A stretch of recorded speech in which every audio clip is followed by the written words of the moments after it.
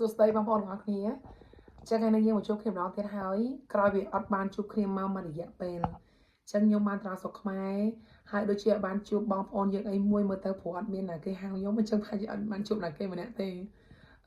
បានទៅតកែវគឺកន្លែងខ្ញុំកើតកន្លែងខ្ញុំរស់ដល់តែមនុស្សធំមកចេញមកម្ដេចចឹងខ្ញុំទៅនឹង3អាទិត្យទៅលេងភ្នំតាម៉ៅទៅលេងភ្នំជីសូទៅលេងកែបកពតទៅច្រើនកន្លែងដែរហ្នឹងប៉ុន្តែពីច្រើនគឺនៅតកែវអត់បានជួបអ្នកណាទាំងអស់អញ្ចឹងផាជាអ្នកដែលស្គាល់ខ្ញុំក្នុង YouTube ហ្នឹងក៏អត់មានមកពីតកែវដែរអញ្ចឹងណា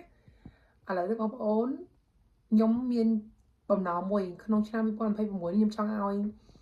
YouTube ខ្ញុំឡើងដល់ 10k អញ្ចឹងបងប្អូនកុំភ្លេចជួយ subscribe ម្នាក់មួយហើយដាក់សញ្ញាកណ្ដឹងណាបងប្អូនណាដើម្បីឲ្យ YouTube ជួយបញ្ចេញវីដេអូខ្ញុំបញ្ជូនទៅឲ្យអ្នកផ្សេងកាន់តែលឿនឡើងទី1គឺធ្វើឲ្យអ្នកផ្សេងបានដឹងដំណឹងទាំងអស់ដែលអ្នកទាំងអស់គ្នាដឹង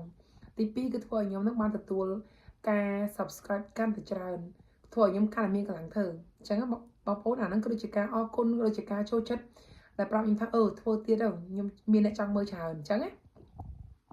ឥឡូវបងប្អូនចូលដល់សំណួរដែលខ្ញុំត្រូវឆ្លើយថ្ងៃនេះចឹងមានបងប្អូនស្រីម្នាក់គាត់ថាគាត់ដោះគាត់ឡើងរឹងតិចក្រហមតិចនៅរង្វង់ដោះខ្មៅគាត់ហ្នឹង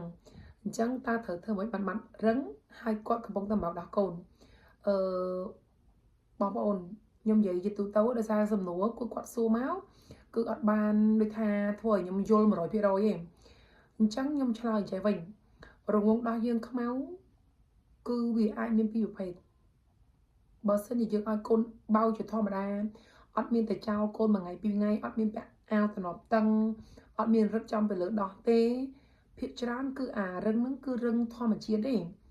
រឹងមិនមែនរឹងដុំទេគឺកន្លែងហ្នឹងគឺវាបណ្ដុំនៃកសោមដោះអញ្ចឹងគឺពេលដែលវាឡើងខ្លាំងវាអាចមើលទៅយើងតឹងយើងមានអារម្មណ៍ថារឹងតែការពិតដោះហ្នឹងមិនមែនដោះដុំទេដោះដុំបងប្អូនភាគច្រើនកាត់ឡើងនៅកន្លែងដោះខាងលើមិនមែនម្ដុំក្បាលដោះក៏មិនមែនម្ដុំរង្វង់ដោះខ្មៅដែរគឺនៅលើនេះចានៅទ្រូងយើងលើនេះអ្នកដែលឡើងដោះហើយនឹងរឹងគឺនៅលើនេះចាអត់មាននៅចុងទេអញ្ចឹង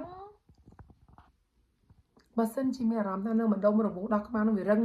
នៅម្ដុំចុងដោះនឹងវារឹងបងប្អូនកុំភ័យកុំបារម្ភអីអាហ្នឹងគឺភាគច្រើនគឺអត់មានបញ្ហាទេចាំមើលពីថ្ងៃសិនតើវារឹងឲ្យអត់អត្តនាមែនភាគច្រើនបើសិនតែកូនទៅឡើងគឺកូនបានមួយថ្ងៃពីរថ្ងៃ3ថ្ងៃចឹងគឺដោះយើងឡើងខ្លាំងហ្នឹងព្រោះវាកំពុងតែត្រៀមដើម្បីបញ្ចុកកូនយើងត្រៀមដើម្បីបៅកូនយើងអញ្ចឹងគឺធ្វើឲ្យយើងមានអារម្មណ៍ថាវាដូចរឹងតែការពិតមិនរឹងទេគឺតឹងម៉ែនហ្មងណាអញ្ចឹងចាំមើលមួយថ្ងៃពីរថ្ងៃទៀត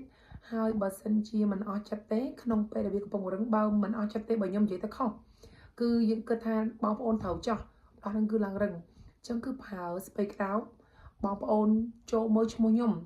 វាយឈ្មោះខ្ញុំសុជាតាសឹមឈ្មោះខ្ញុំហ្នឹងដូចឈ្មោះ account YouTube ខ្ញុំហ្នឹងហើយវាយដាក់ថាស្ពៃក្តោបបំបត្តិដោះឈឺបំបត្តិដោះរឹងចេញមកឲ្យបងប្អូន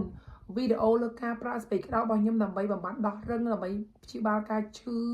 ដោះរឹងហ្នឹងគឺមានច្រើនវីដេអូខ្លាំងណាស់អញ្ចឹងសូមបងប្អូនចូលមើលវីដេអូហ្នឹងដើម្បីជួយឲ្យការឈឺចាប់របស់យើងបើសិនជាវាឈឺចាប់ឲ្យវាស្រាលការឡើងការរឹងរបស់យើងឲ្យវាស្រកទៅវិញ